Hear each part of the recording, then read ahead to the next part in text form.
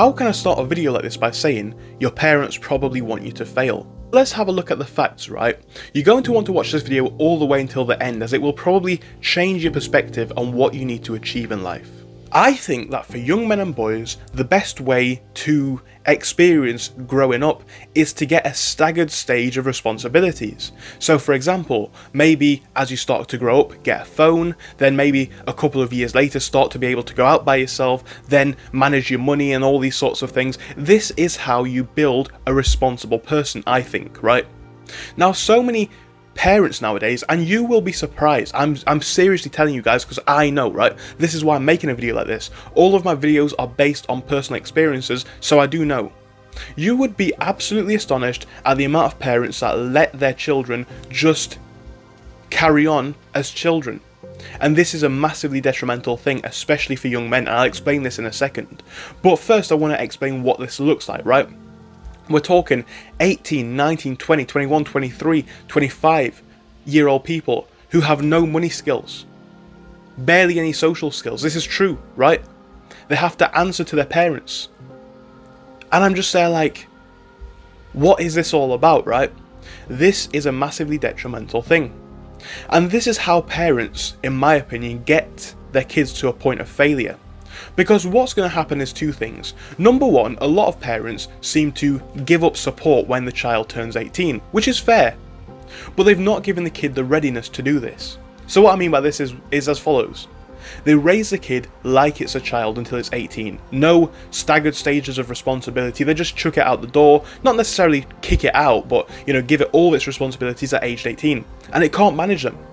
Because nobody's taught that kid how to be responsible. It's now an adult who's massively behind a lot of its peers because it doesn't have the social skills, the money skills, the life skills. It's unfair, really.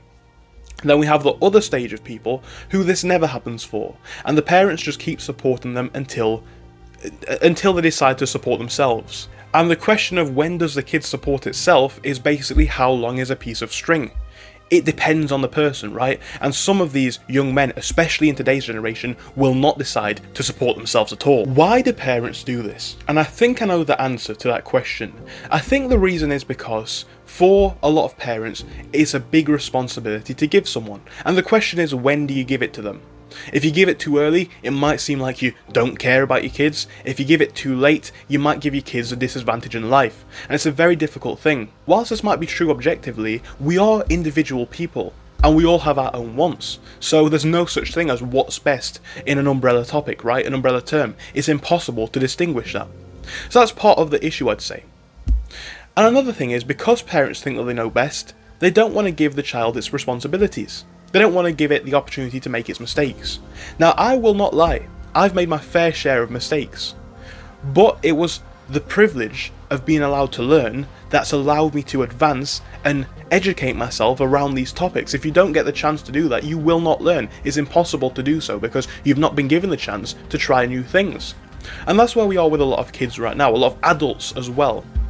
They've not been given the chance, and they have parents that either don't give them the chance or don't force them to take the chance. What I mean by that is this: they will either give them all of the responsibilities with no education as how to manage them, or they will not necessarily force them to have the responsibilities, and they can just carry on being children forever. Both situations, I think, are quite tragic. But how do we go about fixing this for ourselves as young people, right? Well, I think the answer is quite simple. It's to acknowledge a distinction in one thing. Parents, your parents, my parents, love us very much for the most part, right? But here's the thing. That does not necessarily mean that they're the people who should take advice from all the time in every single subject. If you've got a specific goal in life and these people haven't achieved it, they're not the people to take that sort of advice from. And there's nothing wrong with that. There's nothing wrong with admitting that. It doesn't mean that you don't love them. It doesn't mean that you don't trust them or support them as they support you. But it does mean that you need to do things differently. Because living under somebody else's rules, unless they want the same thing that you do, is probably going to lead to a lack of satisfaction. Now, what I mean by this is as follows. I'm not saying that your parents do not want what's best for you, but they want what they think is best for you. You need to acknowledge that as young men, we are in a very strong position. Basically no responsibilities for the most part. Basically unlimited free time for the most part. A lot of energy. We're in the peak of our lives. And when we have grown men taking advice on what they should do in the next couple of years off their mum, does a 40, 50-year-old woman know what an 18, 19, 20, 25-year-old man wants? Our parents grew up in a time gone by. Think about all the things that have changed since then. Invention of the internet, adoption of the internet, the mobile phone, the ability to make money online, right? So many things have changed in society that whilst we can love our parents very much, it doesn't mean that they are not out of touch with the way that the world is. And we need to acknowledge that we have an advantage, right? Now, a lot of parents today will not push their children. So what does that mean? It means that you have to push yourself. Because here's the thing, right, actually, and this is a thing that a lot of people will not admit.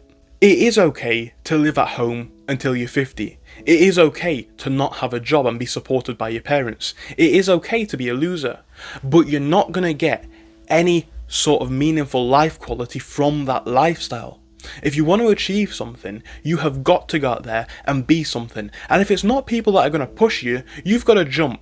And what I mean by that is, if people are not going to push you into the deep end, you have got to take the plunge, right?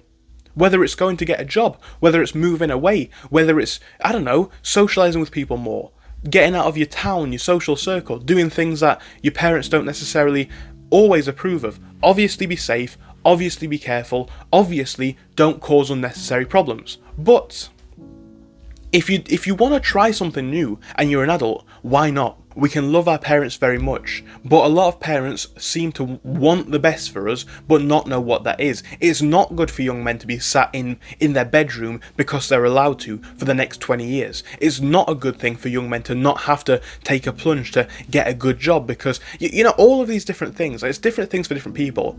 But especially in today's generation, young men as well have a choice because, you know, in the past, if you didn't go and achieve something for yourself, you would probably starve, right? You'd have no food, no money, nothing in your life. But now, whether it's, you know, welfare and stuff like that, or the fact that you can get supported by your parents because incomes are not that bad as much as we might complain, right?